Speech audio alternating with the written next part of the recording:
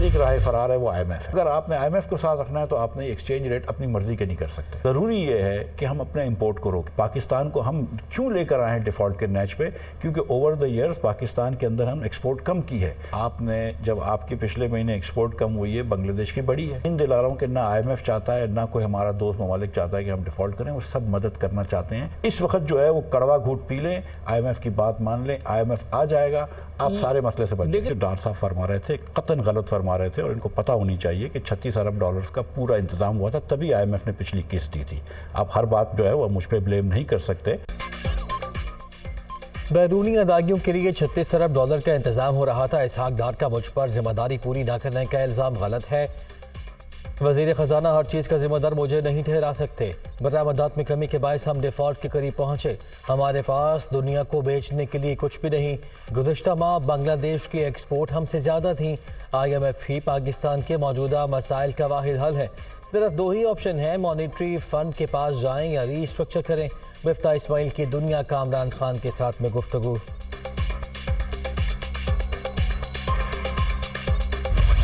آج میرے پاس توشہ خانہ کا ایک بہت بڑا سکینڈل جو ہے وہ میرے سامنے ہے۔ یہ پہلی دفعہ منظر عام پہ ہم بریک کر رہے ہیں آن دا فرنٹ اور دنیا نیوز کے پلیٹ فارم سے، اور اس کا جو لبے لباب ہے اس سکینڈل کا، اس سے پہلے میں آپ کو ڈیٹیلز بتاؤں، پہلے تو وہ سمجھ لیجئے، وہ صرف اتنا سا ہے، اتنا نہیں ویسے بہت بڑا ہے، کہ 5 سے 6 ارب روپے کے مبینہ طور پر خلیجی ممالک، جن میں محمد بن سلمان بھی شامل ہیں، ان کی طرف سے آنے والے خواتین کے زیورات جو عمران خان صاحب کو مبینہ طور پر تحائف کی صورت میں دیے گئے، جن کو توشہ خانہ میں جمع ہونا چاہیے تھا، وہ مبینہ طور پر توشہ خانہ کے بجائے سیدھا پرائم منسٹر ہاؤس میں گئے، اور ان کی مبینہ طور پر غلط ایسٹیمیشن لگی، اور ان کو مبینہ طور پر لو پرائس کر کے لو پرائس پہ بیچا گیا، اور مبینہ طور پر یہ 6 ارب کی مالیت کے جو تحائف تھے وہ محض 3 کروڑ کی ان کی ایویلیویشن کروائی گئی، اور ان کو مبینہ طور پر 1.5 کروڑ میں خریدا گیا۔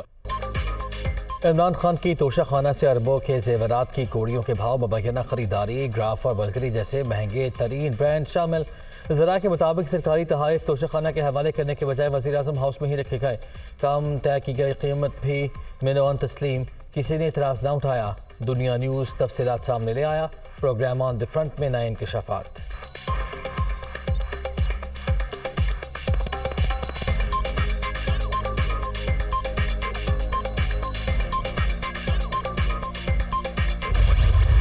اس بات کی تصدیق کرتا ہوں کہ یہ وہی رپورٹ ہے جس کی بنیاد پہ عمران خان صاحب کے خلاف انکوائری ہو رہی ہے، اور مختلف ٹائم پیریڈز میں ان کے جو غیر ملکی دورے ہیں ان میں 2 طرح کے گفٹس کی کیٹیگریز ہیں۔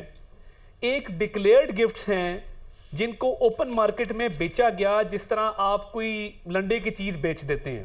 یہ نہیں ہے کہ میرا گفٹ ہے میں بیچ دوں۔ دیکھیں، یہ مس یوز آف اتھارٹی ہے، ابیوز آف پاور ہے، اور سیدھی سادھی کرپشن ہے۔ اس میں 3 جرائم ہے نا۔ پہلی بات، آپ بیچ نہیں سکتے، ریٹین کر سکتے ہیں۔ نمبر 2، آپ اس کی ویلیویشن پراپر لگوائیں گے، انڈر ویلیو نہیں کر سکتے۔ تیسرا، اس رقم کو اپنے ذاتی خرچ میں نہیں لا سکتے، یہ تو کرپشن ہے۔ PTI دور میں توشہ خانہ کے تحائف کو لنڈا بازار کا مال سمجھ کر اوپر مارکیٹ میں بیچا گیا۔ عمران خان نے سیدھی کرپشن کی۔ دوست ممالک سے ملنے والے قیمتی تحائف قوم کی امانت ہوتے ہیں۔ عطا تارڑ کی دنیا نیوز پر نشر ہونے والی سرکاری رپورٹ کی تصدیق۔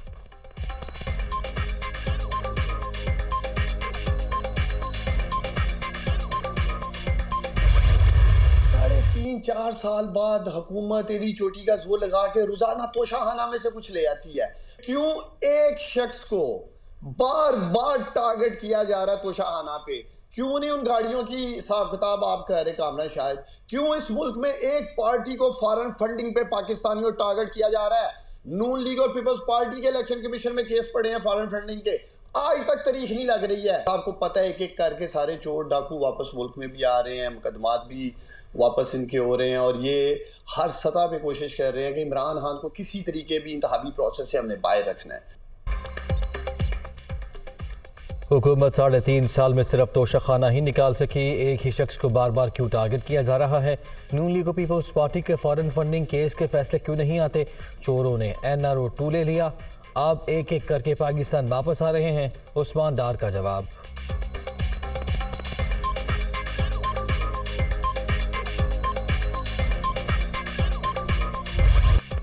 पंजाब और खैबर पख्तूनख्वा की असम्बलियाँ 23 दिसंबर को टूटने का इम्कान। तहरीक इंसाफ की सीनियर लीडरशिप 23 मार्च से पहले नए इंतखाबात की ख्वाहिशमंद।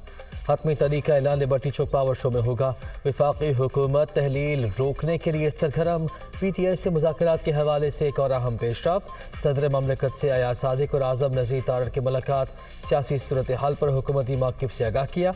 आरिफ अलवी की ज़मान पाक में इमरान खान से मुशावरत।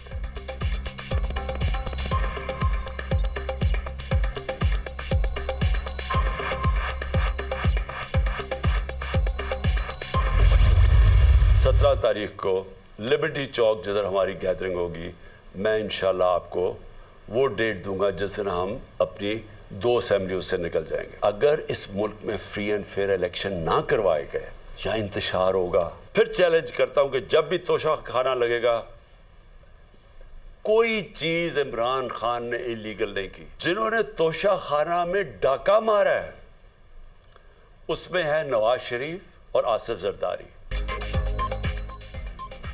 पंजाब और खैबर पख्तूनख्वा असम्बलियाँ कब टूटेगी? तारीख का ऐलान 17 दिसंबर को होगा। करप्शन ने पाकिस्तान की बुनियादें खोखली कर दी। माशी तौर पर तबाह हाल मुल्क डिफॉल्ट के करीब। कर्जों का रिस्क 100% तक पहुँच गया। हम तबाही के किनारे खड़े हैं। सियासी इस्तेहकाम के बगैर बहरानों से निजात नामुमकिन। कौमी मफाद के लिए फौरी इलेक्शन नागुज़ीर हैं। 2 बड़े ख़ानदानों ने 30 साल मुल्क लूटा। चोरों के केस एक एक करके ख़त्म हो रहे हैं। NRO2 के बाद वापस आने वालों को हार पहनाए जा रहे हैं। इमरान खान का वीडियो लिंक खिताब।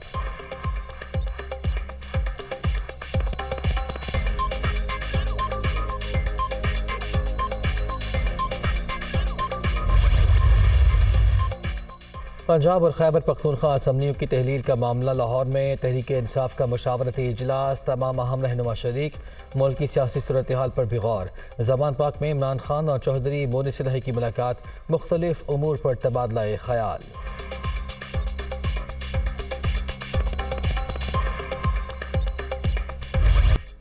आम इंतखाबात के लिए हुकूमत पर दबाव बढ़ाने की कोशिशें। तहरीक इंसाफ की इलेक्शन कराओ मुल्क बचा मुहिम जारी। लाहौर और कराची समेत मुख्तलिफ शहरों में रैलियाँ। PTI की कारकुन, अरकान पार्लियामेंट और अहम रहनुमा शरीक।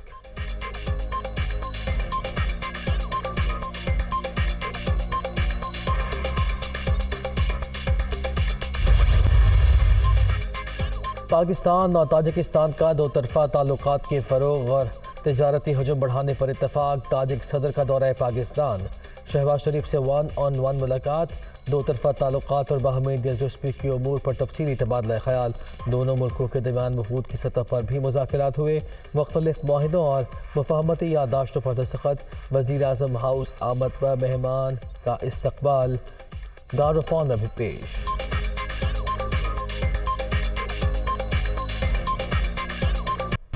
انانوی دوستانه و همکاری‌های سودمند با پاکستان در سیاست خارجی تاجیکستان جایگاهی مهم دارد. با در نظر داشت مشکلات فعلی اقتصادی جهانی، ما با تامین رشد میانبردی، همکاری‌های تجارتی و اقتصادی و سرمایه‌گذاری مقصود در بخش‌های به ادامه مقاومت مشترک به خطر و تهدیدهای معاصر از جمله تروریسم، افراطگرایی. पाकिस्तान के साथ तारीखी नौयत के ताल्लुकात हैं। तिजारत समेत मुख्तलिफ शोबों में ताउन को मज़ीद फ़रोग़ देना चाहते हैं।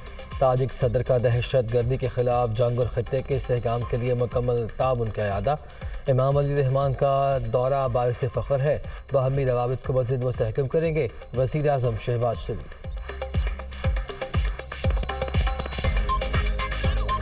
The people of Pakistan are extremely happy and joyous to know that our brother has come to Pakistan once again, to your second home. Today we had very productive and useful discussion to further strengthen our brotherly and friendly relations and to promote investments, enhance trade, culture between our two brotherly nations. Sindh से मुतालिक तहफ़्फ़ुज़ात। MKM के वफ़द की वज़ीर आज़म से मुलाकात। शिकायत के अंबार लगा दिए। बल्दियाती इलेक्शन से मुतालिक हमारे बैनर्स उतारे जा रहे हैं। पीपल्स पार्टी की जानिब से किए गए वादों पर भी अमल नहीं हो रहा। खालिद मकबूल सिद्दीकी, गवर्नर कामना टेसूरी और वसीम अख्तर का शिकवा।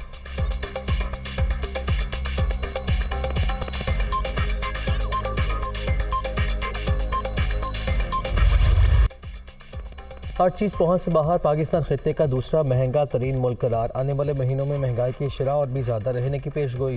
سیلاب نے معیشت کو شدید نقصان پہنچایا، زراعت اور لائف سٹاک کے شعبے تباہ، روپے کی قدر مزید گر سکتی ہے۔ ایشیا ترقیاتی بینک نے رواں سال کا آؤٹ لک جاری کر دیا۔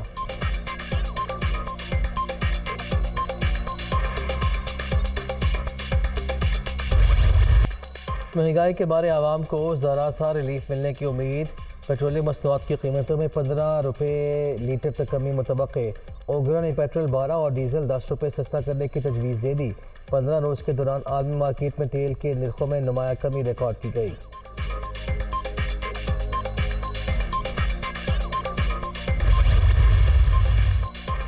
کراچی والوں کے لیے اچھی خبر کہ الیکٹرک صارفین کے لیے بجلی 2 روپے 45 پیسے فی یونٹ سستی۔ نیپرا نے اکتوبر کے فیول ایڈجسٹمنٹ کی مد میں قیمتوں میں کمی کا نوٹیفیکیشن جاری کر دیا۔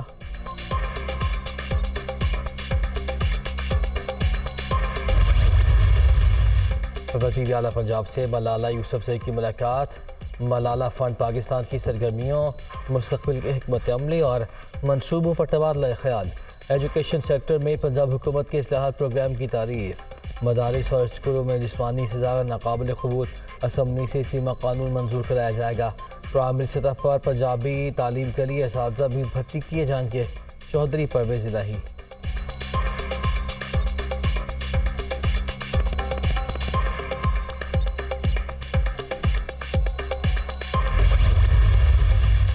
اسموک کے تدارک کے لیے اہم اقدامات، لاہور ہائی کورٹ کا مارکیٹ رات 10 بجے بند کرنے کا حکم، اتوار کو مارکیٹ 2 بجے اوپن، تمام ریسٹورنٹس بھی رات 10 بجے بند، جمعہ ہفتہ اور اتوار کو ریسٹورنٹس رات 11 بجے تک کھلے رکھنے کی اجازت۔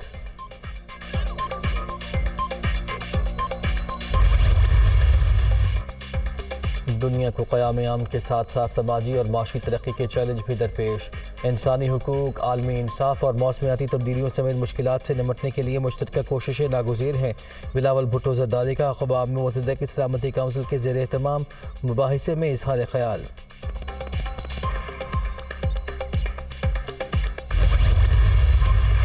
بلدیاتی الیکشن کے دوران دنگا فساد کا خدشہ، شہری اقتدار حساس قرار۔ آج اسلام آباد کی زیر صدارت اجلاس میں اہم فیصلے، امن و امان یقینی بنانے کے لیے قواعد طے کر لیے گئے۔ انتخابی مہم، جلسے اور ریلیاں تھانے کی اجازت سے مشروط، سیف سٹی کیمروں سے مانیٹرنگ بھی کی جائے گی۔